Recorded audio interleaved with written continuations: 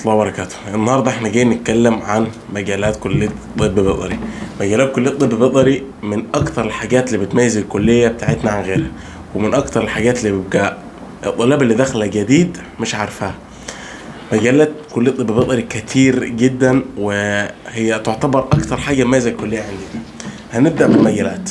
هنبدأ بأول مجال اللي هو اللي انت عارفه اكيد، أو لو انت ساكن في قرية او في مدينة او في اي حاجة، ان انت كدكتور تلف على البيوت اللي فيها الحيوانات اللي انت ممكن تكشف عليها. يا اما تفتح عيادة بيطرية، يا اما بتشتغل مع دكتور في عيادة بيطرية اللي هو الكشف على الحيوانات. تمام، ده اشهر حاجة واللي تقريبا انتوا ما تعرفوش غيرها.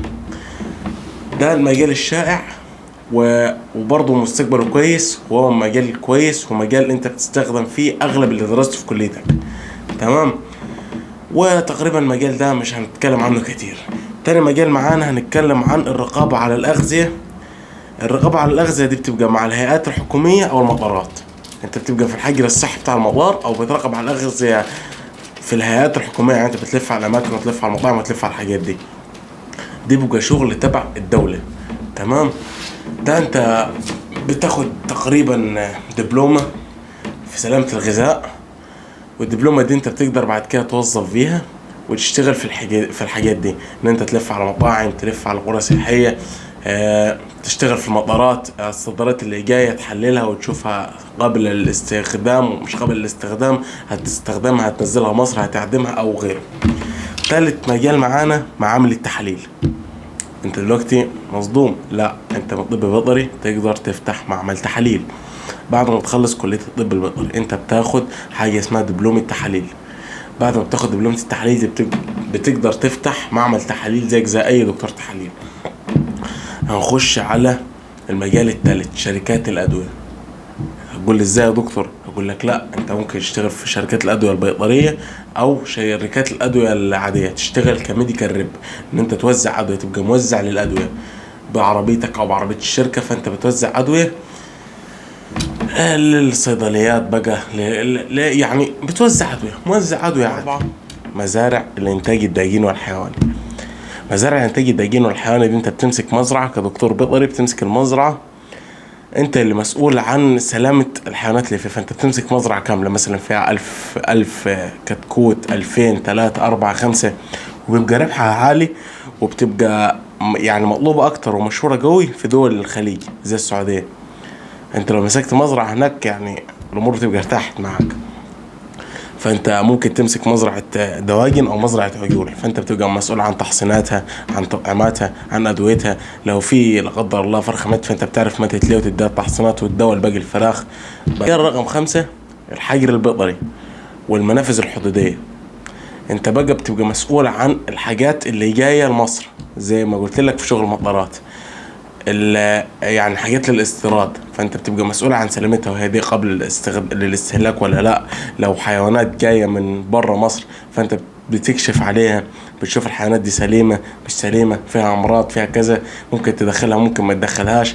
تبقى مسؤول عن كل الواردات الغذائية اللي جاية، مثلا زي الفراخ المجمدة واللحوم المجمدة والفراخ الحية والعجول الحية. فانت بتبقى مسؤول عن الحاجات دي، وبتبقى في الاغلب على المناطق الحدودية، في المحاجر والمنافذ الحدودية. المجال رقم 6 واكيد كلنا عارفينه، البحث العلمي والتدريس. ان انت تحضر، تبقى معيد وتشرح للطلبة، بعد كده تحضر الدكتوراه والماجستير وتبقى دكتور.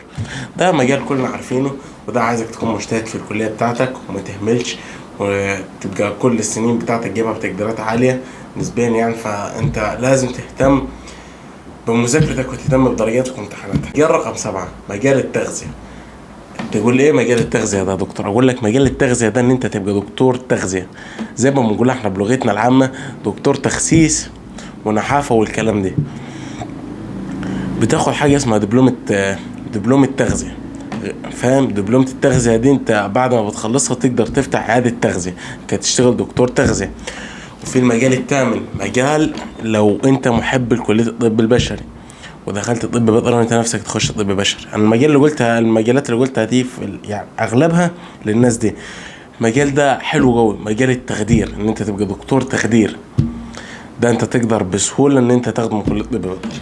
وفيها نخش على المجال الثامن المجال اللي برضه ليه علاقة بطب بشري مجال الطب الشرعي.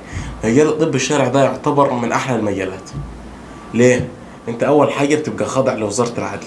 أنت أول حاجة هتسألني هقول لي بيجي إزاي؟ هقول لك ده أنت بتاخد حاجة اسمها دبلومة الطب الشرعي في أي جامعة في مصر، وبعد ما تخلص فأنت بتاخدها. تمام. والأفضل يعني الكلام ده بيني وما بينكم إن أنت تاخدها مثلا من جامعة عين شمس، يعني دي من أفضل الجامعات اللي بتدي الدبلومة دي، مجال الطب الشرعي. فانت في مجال الطب الشرعي انت بتاخد دبلومه الطب الشرعي، فبتشتغل كطبيب شرعي، بتبقى تحت رعايه وزاره العدل، وهو من احلى المجالات والله، والاقرب الى قلبي. واحنا تقريبا كده قلنا يعني اغلب المجالات او كل المجالات المتوفره لخريج كليه الطب البيطري، وربنا يوفقكم ويكرمكم. في حاجه عايز اقولها لكم.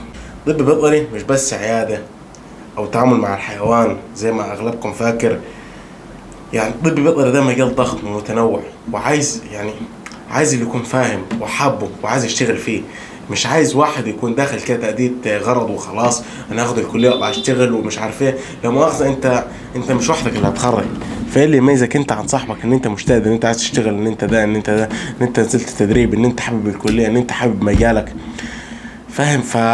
يعني مش وبرضه يعني زي ما انتوا كلكم خايفين، لا هي مش كلها حيوانات. انا ذكرت لكم تقريبا نص المجالات ملهاش علاقه بالحيوانات بتاتا، زي الطب الشرعي، زي التغذيه، زي التخدير، زي معمل التحاليل.